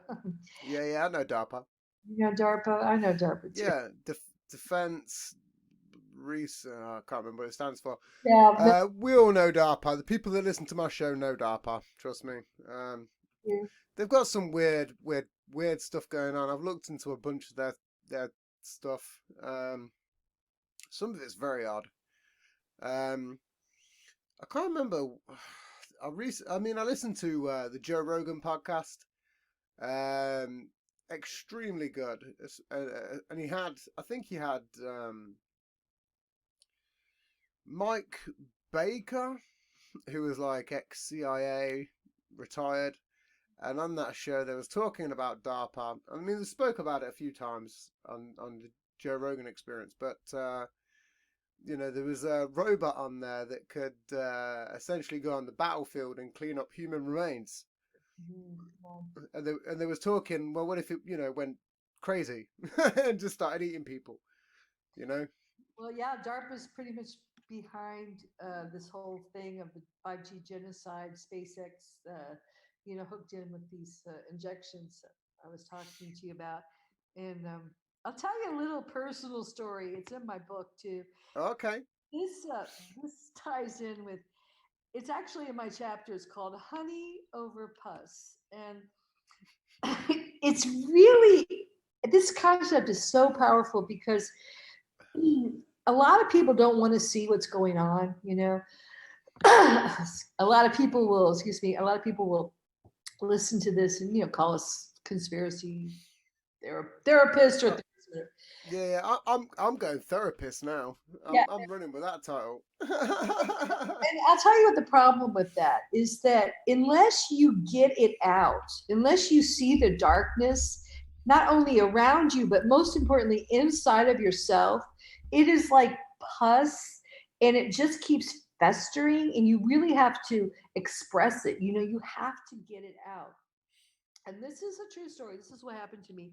Christmas Eve, last Christmas Eve, I moved to this beautiful villa. I'd been waiting for a long time, and I had to close my film school, and I didn't know how I was going to make a living, so I didn't have a lot of money. But I ended up just getting money. I don't know how it happened. It just came to me, and I found this beautiful, beautiful villa that overlooks the ocean. That is what I saw when I first came here about 2 years ago. I had a vision of it, and it was wonderful. I was so excited. It's all beautiful, modern, white inside, overlooks the ocean.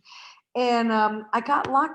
I went out that morning, Christmas Eve, to open the gate for the electrician to come in, and I got locked out. It was really early, 6 o'clock in the morning. It was really cold. I was like in my pajamas, nothing. And I panicked, and I was also kind of upset. Long story, a lot of stuff from my mother, because it was a mother wound thing. I was missing my family, and Yeah. I had all this dark grief that I hadn't fully addressed. I thought I had, but I hadn't. You know, you always think you have, but there's always a little bit more. And it was, I know what you mean. yeah, it was hurt, wounds, feeling alone, also getting angry that, you know, the world wasn't waking up enough, fast enough, you know, and it Yeah. was all these emotions. And so what I did was I kicked the glass door to open it. It didn't open. Kicked it again. I kicked my foot through. I pulled it out and I had a gash. I thought, oh, damn. I didn't hurt, but I thought, oh, damn, I hope I don't bleed to death. And I made a tourniquet. I got in this house, I called the ambulance, and the whole nightmare started. It was Sicily, lockdown. Medicine's not very good in Sicily. So to make a long story short, I ended up waiting a week because nobody could. I had severed my tendons. I didn't know it, but I had severed my tendons. I needed an operation in Sicily during lockdown on Christmas. Christmas here lasts like a month almost. I mean, it lasts like from the 26th to the 5th. I finally ended up in a private hospital at where I had to pay. I paid. And the name of the doctor that operated on me on New Year's Eve was, his name was Dr. DARPA. Wicked. Wow. Dr. That's wild. And Dr. DARPA made a mess of my leg. See, this is where you up to the shadow, those shadow entities got in, and then I got a terrible infection. I went home. I had just moved here. I didn't know anybody. I had no help. And so I was at home and my wound was filling full of pus every day, more and more. I went back to DARPA and DARPA said, oh no, that's good. Pus is good. Just rub honey over it. Just rub honey over it. So I was at home going, oh my God, I would have lost my leg, probably lost my life, but I had divine intervention. I had like Gwen, this nurse from America, tell me what to do. Serena, a friend of mine who flew down here and gave me the shots and helped me. And then another friend of mine, Susan, who helped heal me, you know, because there's always help. But you can't move honey over pus. And the point is, the cabal, the reptilians, or whoever, the bad guys, they're out there, but they're also inside of us. You know, as long as we still are having these hurts, these blames, this anger, these emotions that pull us down into the lower frequencies, we're food to them. You know, we're part of their louche feast, as you call it. That makes sense. Do you want to take one more quick little intermission and then we'll do one more section? Because Okay. this has been fabulous, and I want to keep it going for maybe another 40, and then I want to keep this one rolling. It's very good. I'm super fucking on this one. Oh my god, damn. And we're back, folks. Again, this is one of those long shows. Absolutely loving it. I think this needs to be a regular guest. Definitely a regular guest. Because this has been one of the greatest shows I've had this month so far. This has been fantastic. Thank you. No, honestly, this has been super on every fucking level that I work on. It's just sorry that I. To talk to. Say that again. I said you're really easy to talk to. This is why my show works. I mean, you was kind of fretting a little bit before the show, and I said you'll be fine. Trust me. One thing that I want to get into is, have you ever done any spiritual sort of experiences? Had any spiritual experiences, and got in touch with the Clockwork Elves? Because that's one topic that it's very rarely spoken about. With what? The Clockwork Elves. Have you ever heard of those? Yeah. Oh, that's kind of a wild one. I would have thought you'd have had more to say on that subject than me. So maybe it's just because I've done like DMT and had psychedelics. Have you ever done DMT? What's DMT? uh, it's a psych. I can't remember what it stands for now. Dimethyltryptamine. Is that like Um, LSD? LSD? We call. it's kind of, but you essentially you smoke it, or it's in ayahuasca. Oh, ayahuasca. Yeah, I've heard of ayahuasca. No, but when I was younger, when I was in high school, I tried all that stuff. But one of the things that seems, I don't know if it's I mean, some people believe it's a bit like that Mandela effect, where you believe something if it is what it is. Like there's tons of examples. But the thing with the DMT Clockwork Elves thing is it could be like a mass hysteria. One person says something and then someone else something else. But there's like this another one of these sort of entities that are almost like, again, they're like, I don't know. I mean, the best way that I can describe them, I've only talked about them a couple of times on my show, is that they're like the geometrical makers of space and time is the best way that I can put them. They sort of build reality. They put shit together, and I don't know. It's very weird. Um, if you've ever done DMT, or ayahuasca, a small ayahuasca trip, with a shaman. I haven't done an ayahuasca one yet, but I've done DMT years ago. You'll know what I'm talking about. But there's a lot of sort of Google content that you can look into about them. It's kind of shocking that you've not heard of those. They're pretty Well, yeah. pretty up there. Let me tell you what I think about that, because yeah, I've tripped before, and it what it does is it stimulates aspects of your brain that we don't use, because we use only 3% of our brain. So it actually gives you help. It's to feel what it's like to be the way God created you to be. As I said before, I call infinite humans or Christ-like beings. It's like having your 12-stranded DNA, hardwired, so you could, I like saw all my auras, rainbows around me, and you have all these experiences that we think are supernatural. I really, really want to say that if you feel called to do ayahuasca or something like that, to try it, I think fine, do it responsibly, but Oh it's yeah. not the ticket there. I know I'm not going to be popular on this one, but smoking pot, No, no, no. I think you will be. yeah, it's not the ticket there. I mean, I'm glad I did it because I saw, wow, okay, I see, I'm thinking out of the box now, but I do that on my own now, I spend, actually, I touch down on what I call 3D Earth very rarely. My whole life is, I spend a lot of time on 5D Earth. I have a home there, I have a life there, I'm married. It's strange, but it took me a long time to get there, because when Peter died, it was terrible, terrible. Like, oh my God, his body, and physically to lose, your lover, your husband, it was too, oh, I really had, just hard time, really hard. Yeah, I could somewhat imagine. I've been in some shitty scenarios myself in life. And Um, I was lost. I was lost, In fact, I even woke up in a rehab unit because I'd been taking sleeping pills, because when I slept, I used to, Peter used to come to me and I'd say, oh my God, I had this terrible dream. I dreamt you died. I'm so glad you didn't die. And, I would be hugging him and he'd just smile. Because he was always lucid in his dreams, even when he was still in the physical, and I wasn't as good. I was not I'm a very lucid dreamer.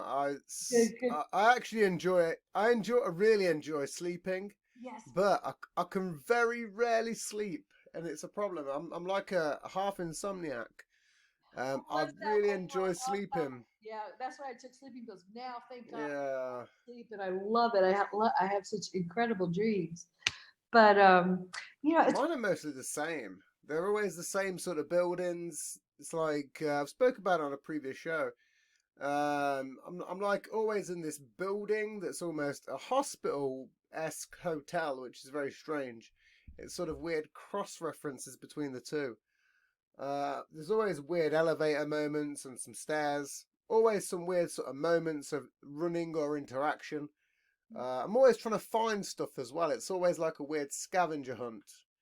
A lot of numbers are always involved. Some weird counting sometimes. It's very strange. Occasionally I'm like, I wake up and it's a bit of a nightmare. Sometimes I wake up and I'm like, man, where are we getting to on this? And I try and plug back in. Sometimes I can, which is I find it very cool that I can do that. But it's very rare that I can get back to sleep.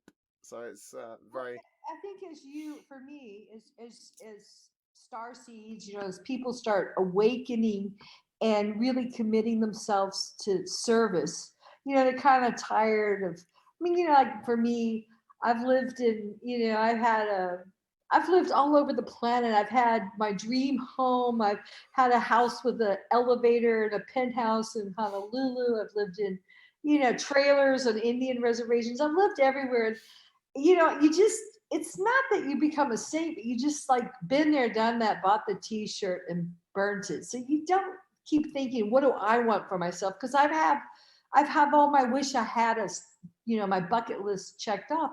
So you're like, okay, what's next? What's next is what can I do for the planet? Why did I come here? What's my mission? What's my soul mission?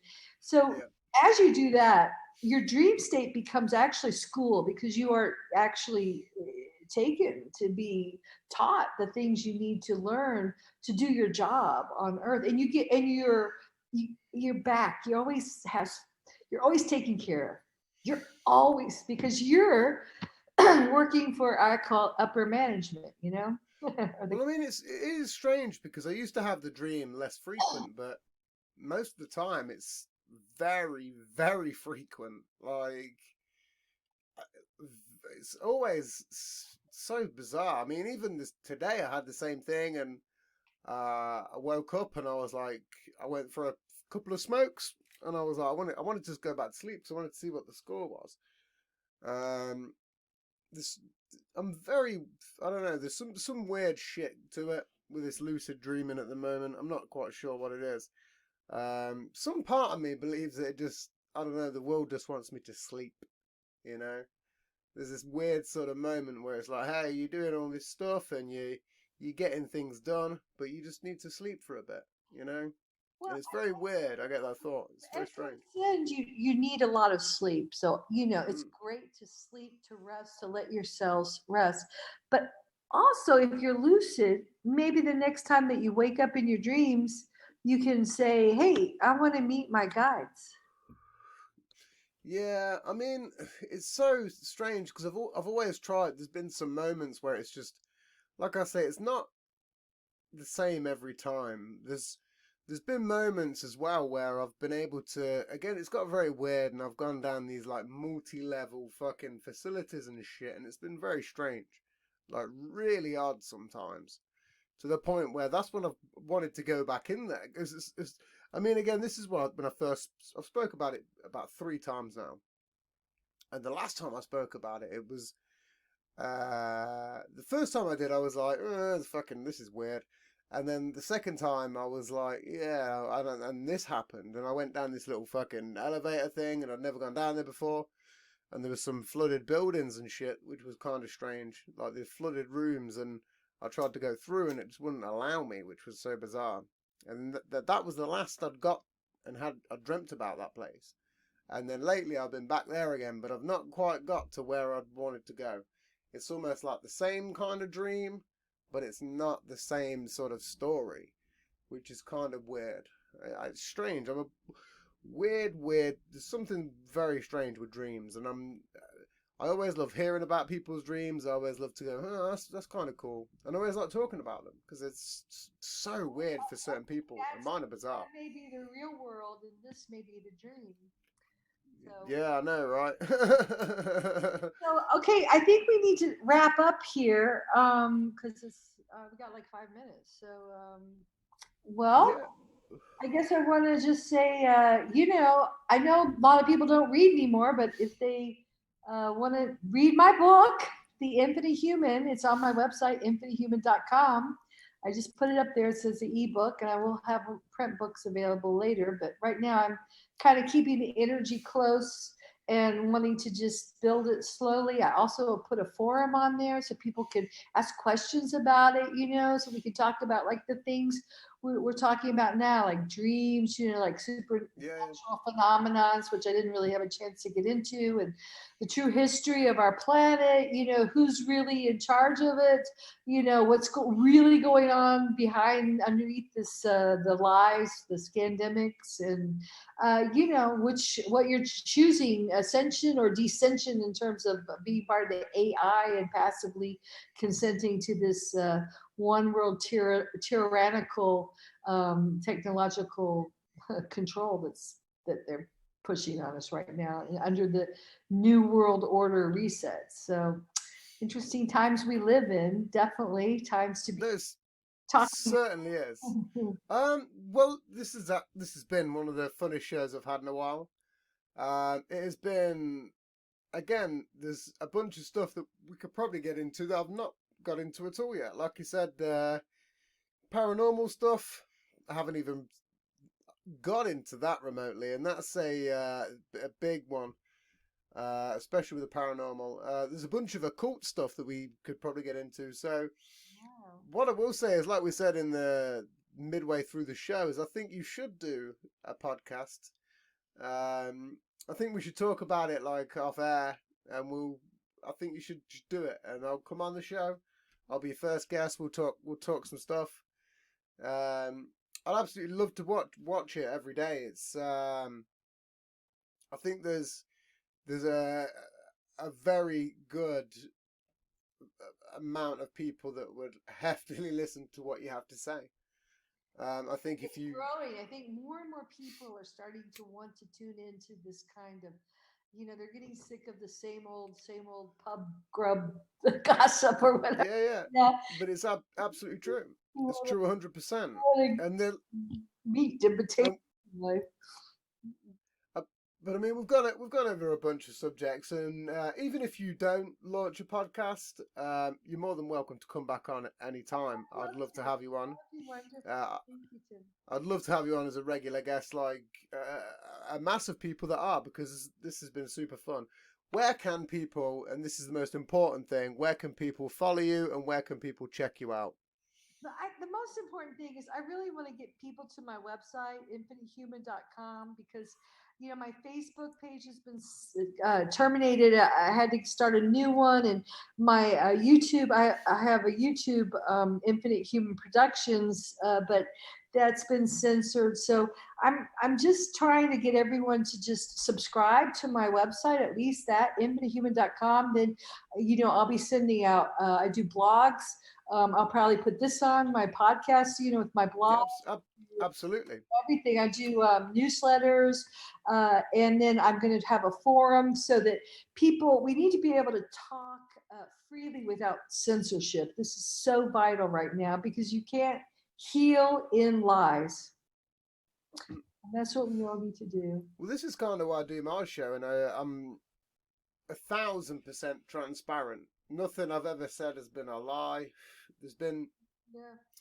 and I don't, even my opinions. Sometimes I like to chat some shit. Some of my opinions, people will think I'm mad anyway. But I'll go, hey, it's just an opinion. No, but we need to It's know the is what it is. truth of what's going on around us, because Mm. people are not being able to make responsible or respond properly to take care of their health and their body, mind, and spirit, and so we need to be out there talking about what's really going on in the world and inside of ourselves. So where can I get Yeah. the podcast? Are you going to post it on Facebook or we? Well, I'll post things on my I post things on my YouTube. I post things on YouTube. Also on Patreon. This is about the first time I've done a shout out. On Spotify, on Apple.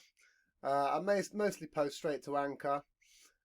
This show, I'm pretty sure. Well, I've got to combine a bit of editing, which is just my two piss breaks. Which was me, by the way, people. You know, and for that Hollywood director we spoke about in the previous post show, fuck that guy, because none of this is going to be edited apart from my piss break. Trust me, you'll see. I think I was about 2 minutes, so we can minus 4 minutes off the show at least. Trust me, if that 4 minutes. I don't censor anything. I think that everything should be said.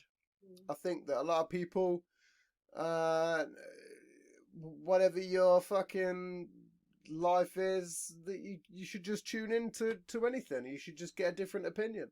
And whether you think it's right or wrong, hey, at least it boasts and boosts up your previous opinion. Or maybe changes it, you know, you never know.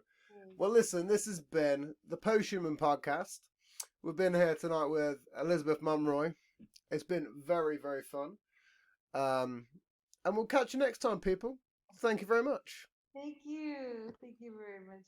And can you send me a copy of it too, so I can like download it and upload it on my website? Oh yeah, absolutely. I'll do that. I'll do that anyway. Don't worry. Again, I'll do a little post show, so don't worry. We could talk about that in a minute. Catch you next time, people. Thank you very much.